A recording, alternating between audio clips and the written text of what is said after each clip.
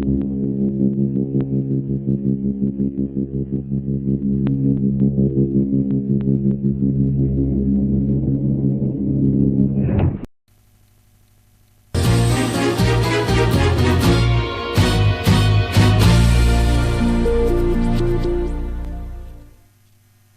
evening, I'm Jeremy Vine. It's 8:30 and this is Panorama.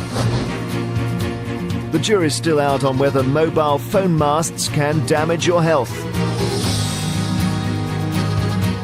The government's chief scientist advises caution.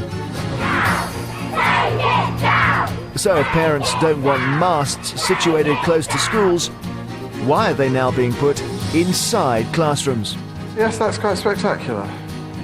Is it? Yes.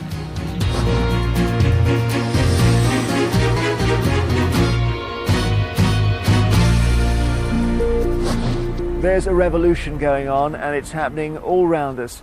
Wireless communications give us the freedom to use computers in the same way that we use mobile phones. The Martini way. Anytime, any place, anywhere.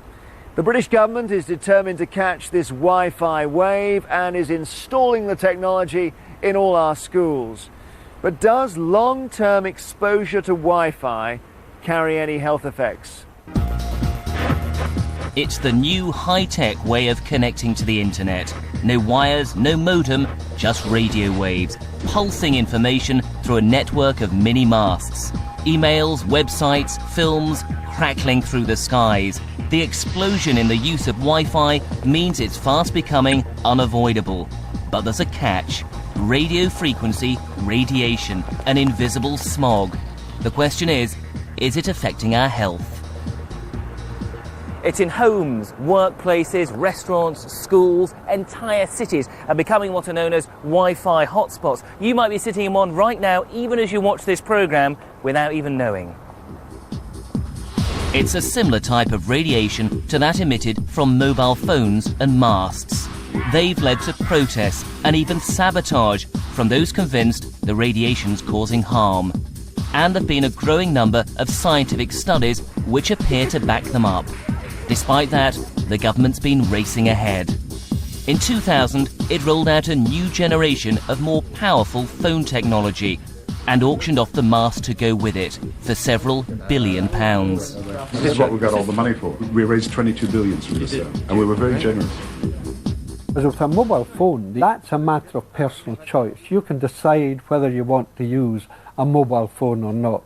And if you don't want to be irradiated, you don't switch on your mobile phone. But you have control over the situation. That's a big difference. Sir William Stewart has a pedigree it'd take a bold politician to ignore. Chief Scientific Advisor to Margaret Thatcher, and then called upon by Tony Blair's government in 2000 to examine mobile phones, masts and their impact on our health. After looking at the evidence for a year, he couldn't rule out the possibility there may be biological effects. It means that basically there may be changes, for example, in cognitive function. Secondly, there was some indications that there may be cancer inductions. Thirdly, there was some molecular biology changes within the cell. And these were issues that we had to bear in mind as one came to one's broad conclusions.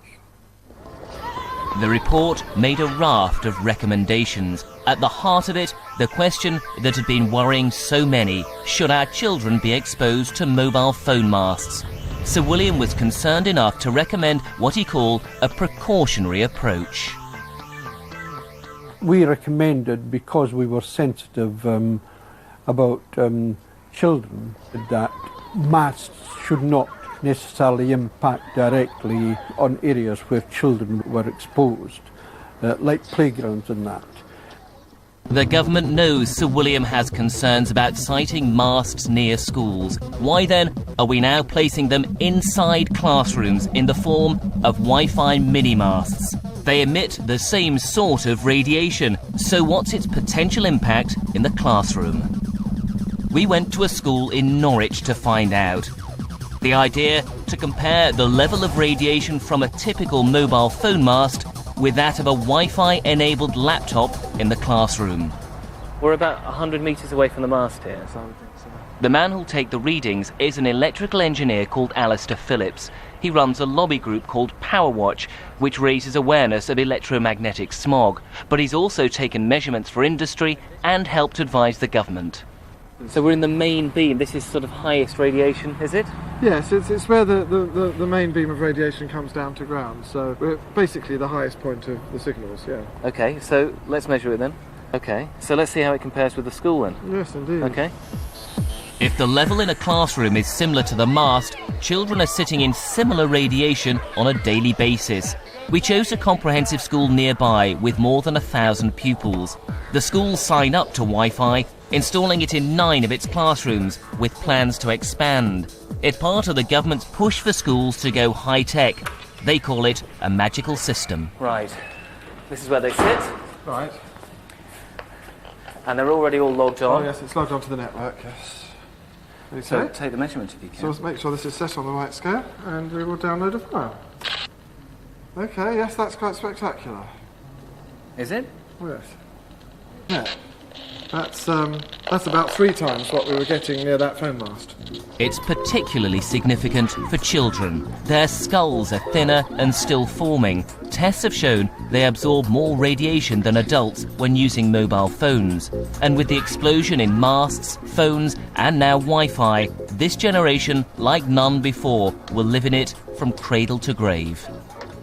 You surprised? Oh, yeah, I'm very surprised. Yes, it's higher than I'd expected standing at this distance, which is just at the distance the pupil's likely to be at. I was going to say, that's where a child's head would be around. Absolutely, yes. Yes, that was definitely higher than I expected.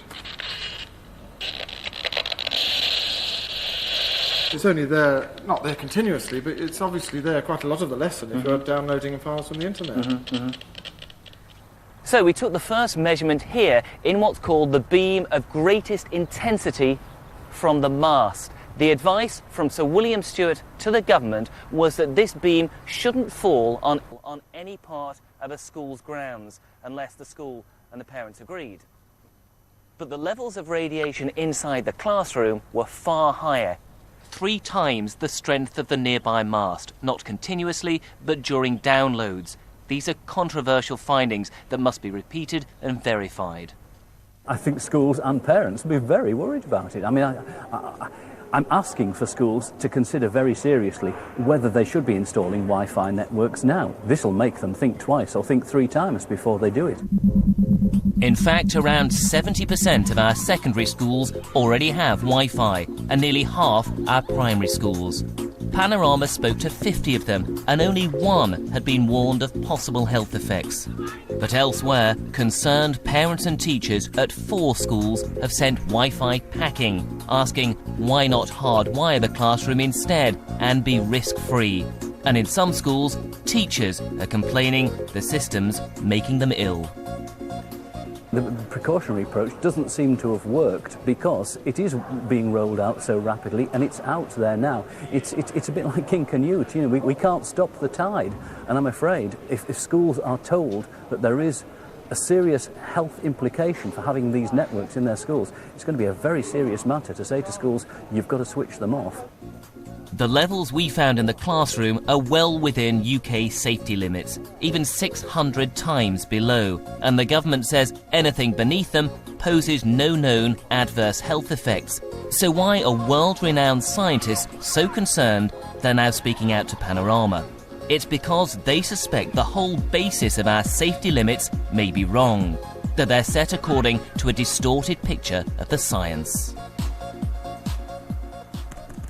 If you look at the position of our government on this, you'd think there's only a small handful of fringy academics anywhere in the world who found adverse health effects with this form of radiation. People whose views can easily be dismissed. But that simply isn't the case.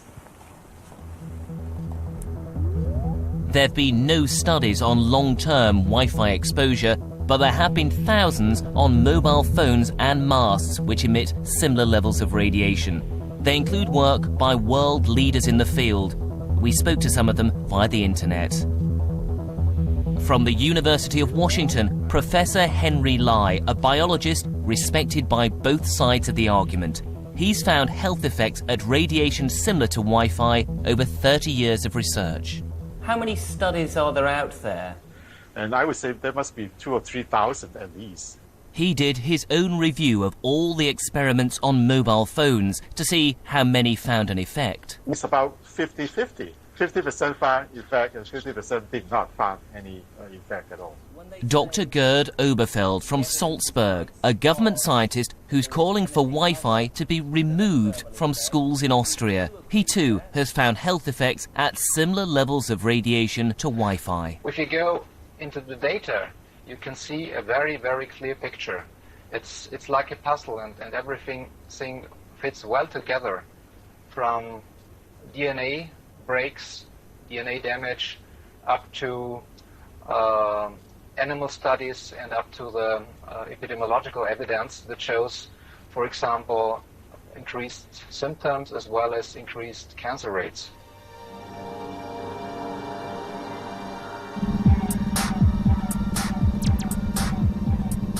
And over in Sweden, there's the world-renowned Karolinska Institute. It's where we met Dr. Olli Johansson. He conducted experiments at lower levels of radiation than Wi-Fi and found biological effects. The UK government will say there are no known adverse health effects from this form of radiation. Is it accurate information that they're giving out in that case? No, I don't think so. If you look in the literature, you have a large number of various effects, like chromosome damage, you have impact on the concentration capacity, and decrease in short-term memory, increases in the number of cancer incidences, and so on. I mean, there's a large number of various areas here. And yet we're told by the authorities in the UK there are no known adverse health effects. Well, that's very odd, I must say. His pioneering research work has led him to a minority group who appear to become physically ill when exposed to this kind of electrosmog. They're called electrohypersensitives. People with electrohypersensitivity generally feel that something is wrong. You and I, we don't. And the question then is, of course, 20, 30 years from now on, will we have some form of cancer, neurological disease or something? We don't know. Just because we can't feel it? No, we don't feel it. We don't get a warning signal.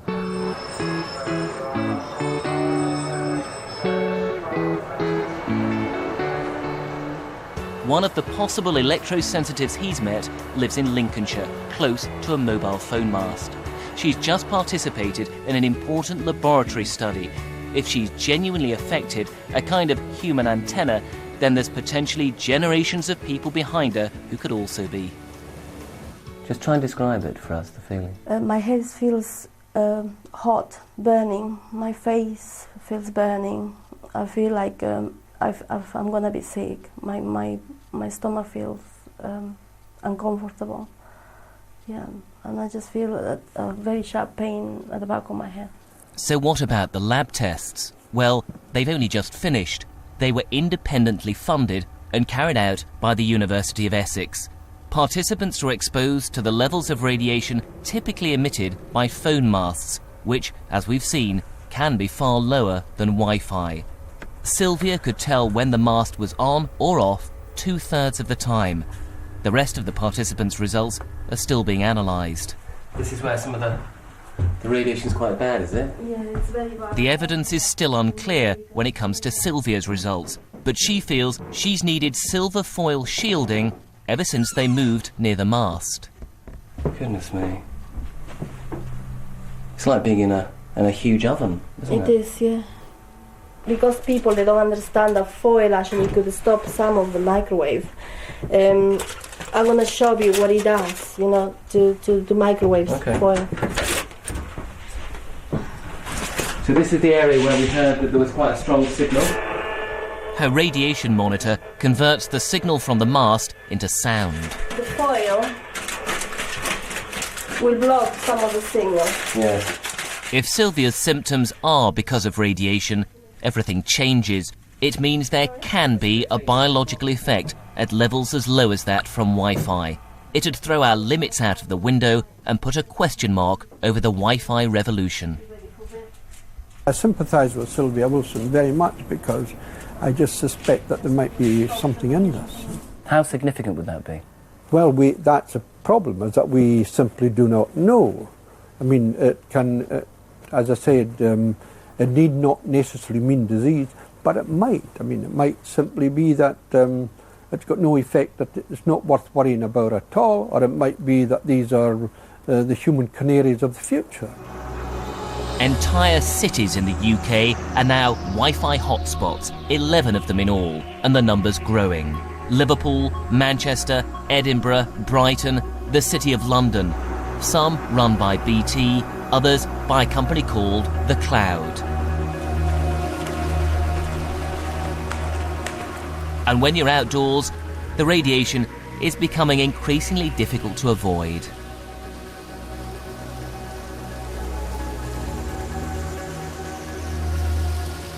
"5 miles outside Norwich, and not a sniff of a connection."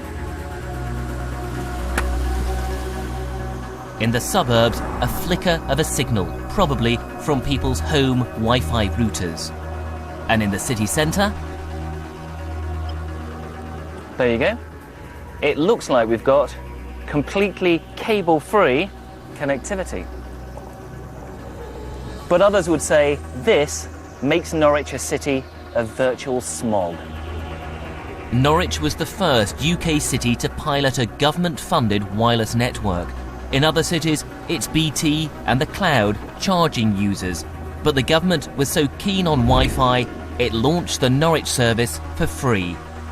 You can see the mini-masts or nodes, 200 of them in all, which sustain the network and create a pool of connectivity. We went around the city centre with a radiation monitor.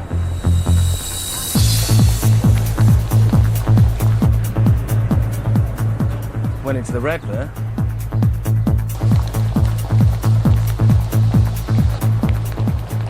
We're getting quite high readings here. They're about 3 or 4 times higher than we got at the mobile phone mast in the main beam of it, and people are walking up and down here. They won't know it, and I mean, it could be because of that. There's a little node up there on the top of the lamppost. It's something that's made their MP worried. He was a biologist and cancer specialist for 40 years before entering politics, and feels his own party is now ignoring the advice they themselves commissioned. How seriously do you think the government's taking the precautionary approach right now with respect to Wi-Fi? Oh, I don't think there's any doubt about it. They're not at all. Wi-Fi is just being rolled out as the great big white heat of technology. Industry rules in this area, and the precautionary principle and the safety of people who might benefit to some extent from the technologies are completely dismissed. It's Wild West country for the companies. They just put them where they want and say there's no evidence. Now, 5-10 years from now, as the evidence grows, there's enough now to be worried about, but as the evidence grows, who knows what it might show. It might show that it's completely unsafe for certain groups of people. But whilst the government races ahead, apparently unrestrained by its own chief advisor, others are more cautious. Switzerland, Italy, Russia, China all have exposure limits thousands of times below ours. In Salzburg, the government advises against Wi-Fi in schools altogether. And there's something special happening in Sweden. We've flown in with our electrosensitive Sylvia. Our government doesn't acknowledge her condition, but here it's different. Deep in the Swedish woods, the hideaway of another woman called Sylvia. Hello. Hello. Welcome. Good to meet you. Welcome. Right, can we come and have a look around? Yes. She's an electrosensitive too, and so are several of her friends. Can you feel anything here? I don't feel anything here. All what I feel is just me. Here, actually, I could just think about other things. It's nice. It's just, I feel free. So when did the authorities here start acknowledging the existence of this? They did so in 2003. Then they said this is an official disability. A disability? Yes. The Swedish government estimates that 3% of the population suffer this disability. Translate that to the UK, and it's about 2 million people. Yet as far as our government's concerned, there are none. We set off for Stockholm, and Swedish Sylvia's city centre flat. She's plotted a route to avoid all the masts. She wants to show us just how seriously her government takes her condition. Like the UK, this is a place where more and more people are acquiring Wi-Fi. But there's a key difference.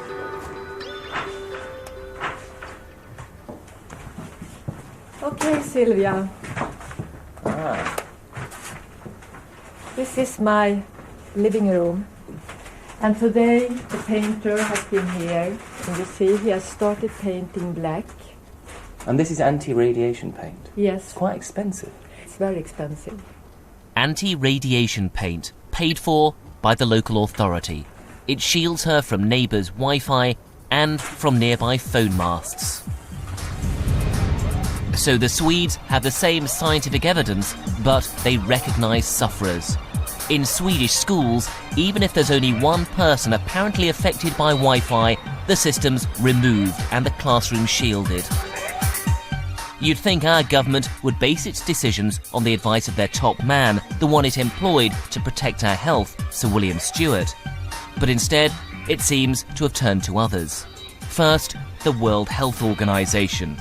It's robust in its language, saying there are no adverse health effects from low-level, long-term exposure. Is that an accurate reflection of the science, do you think? I think they are wrong. How are they wrong? Because there is evidence. And the Stewart report pointed out some of that evidence. So why do you think it is that the WHO, one of the most influential public health bodies in the world, continues to put out that message? I think that they've got to review the statement that they're making. But in your view, not an accurate reflection of the science that's out there? I think it is not an accurate reflection. Then there's this. It's unlikely you'll have heard of ICNIRP, but it's an international group of scientists which our government relies on to set our radiation limits. But here's the problem.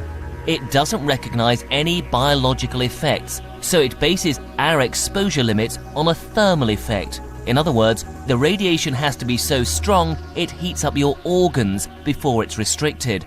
That's why our safety limits are so high. How responsible do you think it is for governments to set limits for this form of radiation according only to a thermal effect? Well, I think it's irresponsible to just set standard using a thermal standard. If you just set it based on the thermal effect, you're neglecting a large amount of data. Most countries, including the UK, set their radiation limits according to the ICNIRP guidelines. They can't be wrong, can they?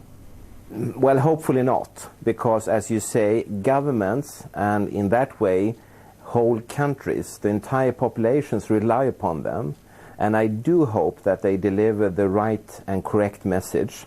However, I know also that they are heavily industry influenced, and I mean their basic message is that if you are below a certain thermal level, then it's all right.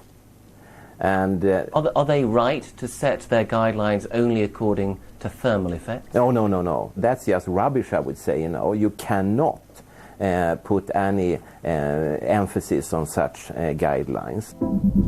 So, why do we? I went to Rome to meet the man our government seems to favour over its own advisor, Sir William Stewart. He's a scientist who's responsible for the WHO's position and who founded the standard-setting body ICNIRP. He's a controversial character. Dr. Mike Repaccioli no longer works for the WHO, but he's made decisions which affect all our lives. When you say on the WHO website there are no known adverse health effects, is that really giving people a complete picture of the science out there? When that statement was put on the website, it was meaning that there was no health effects have been established. And when an effect has been established, it means it's been repeated in a number of laboratories using very good study techniques. But Henry Lai will say that he's found them. Ole Johansson will say he's found them. I mean, there are a number of highly esteemed scientists who say they have found them well beneath those levels. Are they wrong?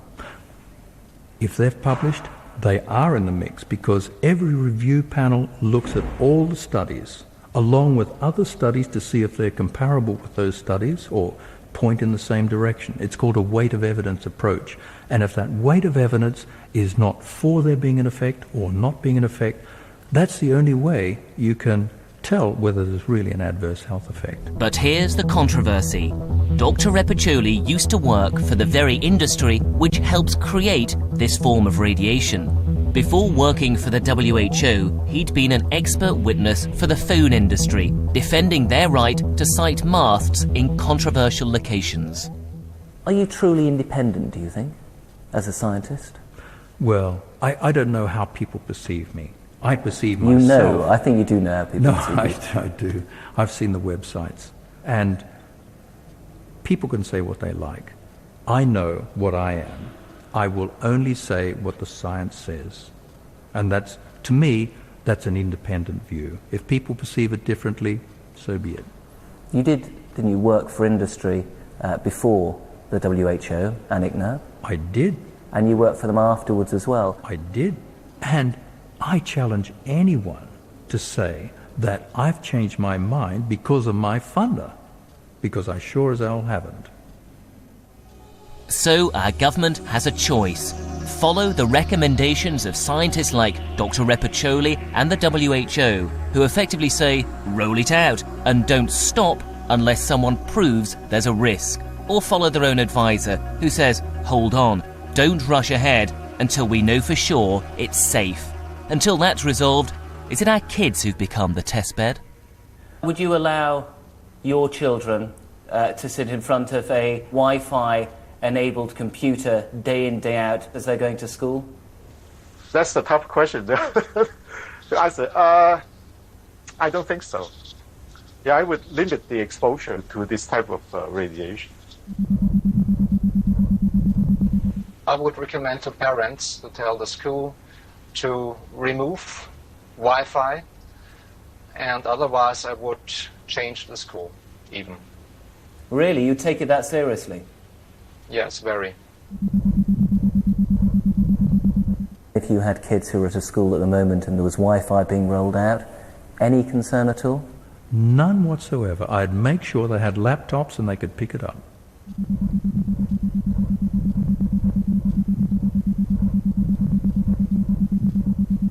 What do you think the government should do now when it comes to schools and Wi-Fi? I think they should stop and say we're going to do an inquiry into this. It will take a year or 2 years, and then we'll come back to it.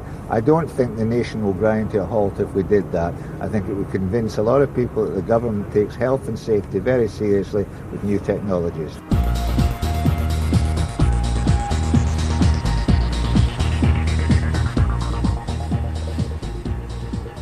We asked the government for an interview about all this. It said no and referred us instead to the Health Protection Agency. The chairman of that is Sir...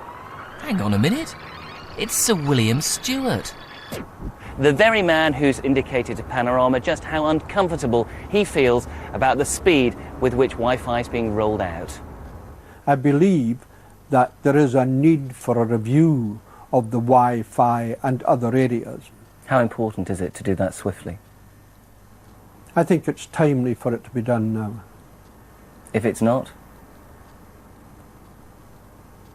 Who knows?